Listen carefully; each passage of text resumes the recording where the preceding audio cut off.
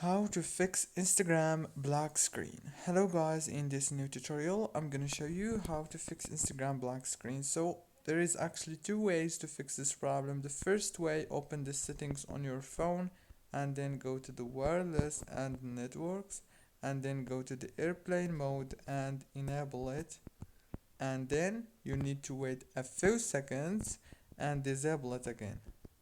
That's the first way. The second way is you have to go to the apps manager on your phone, open the apps, go to the apps, and now you have to wait a few seconds.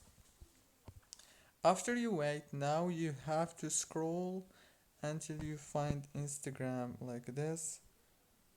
Click on it, and now click on the force stop. And that's it guys, don't forget to like, subscribe. Thank you for watching this tutorial.